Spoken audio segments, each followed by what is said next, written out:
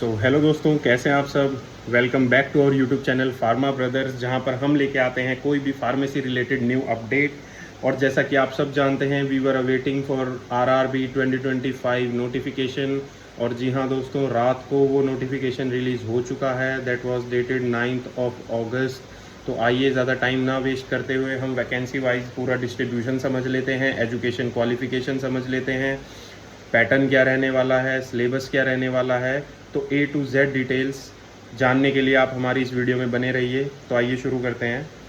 सबसे पहले अगर हम बात करें इम्पोर्टेंट डेट्स के बारे में, तो हमें ये पता है कि 26 जुलाई को एक इंडिकेटिव नोटिस निकला था, जहाँ पे डेट दी हुई थी कि 9th of August को पूरा हमारा एक नोटिफिकेशन रिलीज़ होगा। ठीक है, जो कि ये अप टू द टाइम रहते हैं। मैंने आपको पहले भी बताया था कि आरआरबी एक ऐसा बोर्ड है जो हमेशा टाइमली अपडेटेड रहता है। जो उसने डेट दे दी वो पत्थर की लकीर। नेक्स्ट क्लोजिंग डेट हमारी रहने वाली है 8th of September। तो आप ये ध्यान रखना, बिल्कुल जैसे एम्स में बच्चों के साथ हुआ, लास्ट डेट पे मत रहना, टाइमली फॉर्म फिल कर देना। ठीक है, एप्लीकेशन फ़ी सबमिट करने की लास्ट डेट रहने वाली है 10th of December। कोई भी मॉडिफिकेशन होगी उसके लिए 11 से 20 तारीख सितंबर की रहने वाली है। पूरे आपको 10 दिन मिलेंगे। ठीक है, और ये स्क्राइब जिसका भी स्क्राइब रिलेटेड एलिजिबिलिटी होती है उसके लिए डेट है 21 सितंबर से 25 सितंबर। ठीक है, आइए तो डिस्कस कर लेते हैं। जैसा कि हमें पता है टोटल वैकेंसी हमें लास्ट टाइम नोटिस में दी हुई थी, कितनी थी फार्मासिस्ट के लिए। तो आइए अब डिस्कस कर लेते हैं एग्जामिनेशन फ़ीस। एग्जामिनेशन फ़ीस जो जनरल के लिए रहने वाली है वो 500 रहने वाली है, और SC ST ex serviceman PWD candidates females के लिए 250 रहने वाली है। ठीक है, एक कैच है इसमें, अगर आप फॉर्म फिल करते हो और एग्ज़ाम देने जाते हो तो आपको 400 रुपीज़ रिफंड हो जाएंगे। तो मतलब आपका फॉर्म हुआ 100 रुपीज़ ओनली। और for other candidates other than general candidates ये फ्री हो जाएगा, ये इनको रिफंड आ जाएगा सारा। ठीक है, तो आइए अब डिस्कस कर लेते हैं एग्ज़ाम पैटर्न को लेके। एग्ज़ाम पैटर्न में जैसा कि हमने प्रीवियस वीडियो में 2024 के नोटिफिकेशन से डिस्कस किया था, यहाँ पे सेम चीज़ है दोस्तों की जो प्रोफेशनल एबिलिटी है वो 70 क्वेश्चंस रहने वाले हैं। That is your technical, and technical is pharma. Okay, उसके बाद जनरल अवेयरनेस के 10 क्वेश्चंस, अर्थमेटिक के 10 क्वेश्चंस, जनरल साइंस के 10 क्वेश्चन, टोटल 100 का रहने वाला है ये। ठीक है, जिसमें there shall be a negative marking in CBT and marks shall be deducted by 1/3। ठीक है, 1/3 इसमें नेगेटिव मार्किंग रहने वाली है। बिल्कुल लास्ट ईयर वाला पैटर्न है। ठीक है, किसी को ज़्यादा कंफ्यूज नहीं होना है। इसके लिए भी हम एक स्ट्रेटजी तैयार करेंगे आने वाली वीडियोस में आपको देखने। तो आइए दोस्तों अब बात कर लेते हैं एजुकेशन क्वालिफिकेशन की।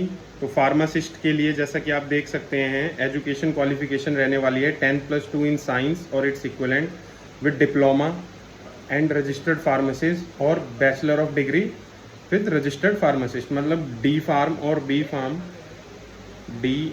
फार्म दोनों ही इस पर अप्लाई कर सकते हैं, है ना। 10+2 साइंस चाहिए और इक्वलेंट लिखा है इन्होंने, तो मेरे को लगता है कि साइंस के अलावा भी बस आपके पास 12th होना चाहिए और एक रजिस्टर्ड आप फार्मासिस्ट होने चाहिए। बस ये मिनिमम क्वालिफिकेशन है। बहुत कोई इसमें ज़्यादा हाथ पैर नहीं है कि एक्सपीरियंस मांगा है, कुछ ऐसा मांगा है। ठीक है, तो आइए नेक्स्ट अब बात कर लेते हैं सबसे इम्पोर्टेंट जोन वाइज जो वैकेंसी डिस्ट्रीब्यूशन रहने वाला है, जिसके बेसिस पर सारा एक कंपटीशन क्रिएट होता है।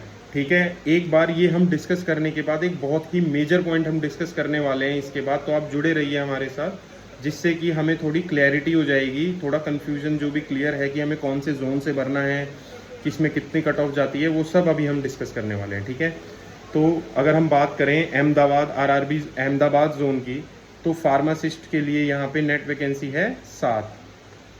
ठीक है, इसके बाद आरआरबी अजमेर में फार्मासिस्ट की नेट वैकेंसी है 2। ठीक है, RRB Bangalore pharmacist net vacancy 3। RRB Bhopal pharmacist net vacancy 1। RRB Bhubaneswar pharmacist net vacancy 1। ठीक है, इसके बाद RRB Bilaspur pharmacist net vacancy is 5। RRB Chandigarh pharmacist net vacancy 2। RRB Chennai pharmacist vacancy net vacancy हो गई हमारे पास यहाँ पे 12, ठीक है। RRB जोन गोरखपुर के लिए है हमारे पास 2 फार्मासिस्ट की, 2 + 2 सॉरी 4 वैकेंसी इन टोटल, ठीक है। RRB गुवाहाटी में फार्मासिस्ट की नेट वैकेंसी है 5। जम्मू एंड श्रीनगर में है 4। इसके बाद हम बात करें कोलकाता में है 10। इसमें कोलकाता में भी रीजन बटे हुए हैं, मालदा में नहीं है कोई भी। मुंबई में है, कितनी है मुंबई में, 13 + 12 25, ठीक है। सबसे ज़्यादा मुंबई में है। मुजफ्फरपुर बिहार में है, आई गेस ये 2। Patna again in Bihar 2। And इसके बाद अगर हम बात करें प्रयागराज में है 10। रांची में है 2। Secunderabad that is in Hyderabad 2। Siliguri 4, ठीक है दोस्तों। अब हम अगर सिलेबस की बात करें तो फार्मासिस्ट के लिए जो सिलेबस था लास्ट ईयर वाला, मैं आपको जूम कर देता हूं, आप एक बार इसका स्क्रीनशॉट ले लेना, या तो आप खुद से भी देख लेना। HAP, एनालिसिस, स्यूटिक्स, ऑर्गेनिक केमिस्ट्री, इनऑर्गेनिक केमिस्ट्री, ठीक है, कोलॉजी, डाइटरी सप्लीमेंट, न्यूट्रास्यूटिकल्स, मतलब ज्यूरिस, इंडस्ट्रियल, फाइटो, इसमें पूरा सिलेबस है। जो भी जीपैट की तैयारी कर रहा हो या एम्स की भी तैयारी कर रहा हो, वो सब कुछ इसमें इंक्लूड हो जाता है। आप एक बार इसको देख लेना अच्छे से, ठीक है। इसके बाद अगर हम बात करें, जो हमारे 30 क्वेश्चन रहने वाला है नॉन टेक्निकल का, नॉन टेक्निकल में ये देखिए जनरल अर्थमेटिक्स में हमारा मैथ्स का आ गया, ठीक है, जो प्री का मैथ्स होता है। इंटेलिजेंस एंड रीजनिंग के लिए हमारे पास सिलेबस दिया हुआ है, जनरल अवेयरनेस का दिया हुआ है और जनरल साइंस का दिया हुआ है, जिसमें बेसिक्स वो होते हैं। आप एक बार, मैं इसको फिर से जूम कर रहा हूँ, आप एक बार इसको अच्छे से देख लो। डिस्कस कर लेते हैं अब एक उस इम्पोर्टेंट पॉइंट की जिसके बारे में मैंने पहले वीडियो में बात की थी। आइए, मेजर जो किसी को भी कन्फ्यूजन होता है वो यही कन्फ्यूजन होता है कि सर हमें कौन सी जोन भरनी है, क्या हम मल्टीपल एप्लीकेशंस डाल सकते हैं, क्या जोन डिपेंडेंट कट ऑफ रहती है। तो एक ये पॉइंट है इंपॉर्टेंट इंस्ट्रक्शंस में, आप देखोगे पॉइंट नंबर 4, इसमें इन्होंने पूरी क्लियरिटी दी हुई है कि selection of RRB and preferences for post, candidate can choose only 1 RRB and indicate their preference for railway zone and post category notified for which the candidate is interested to apply and eligible in that chosen RRB only। अब कुछ लोग क्या करते हैं, अपने home town वाला RRB ले लेंगे, ठीक है, उसमें चाहे सीट्स नहीं भी हों। अब जैसे me as a general candidate मैं भर दूं कहीं ऐसी जगह की जहाँ पे जनरल की सीट्स ही नहीं है, तो वो तो वेस्ट हो गया ना यार।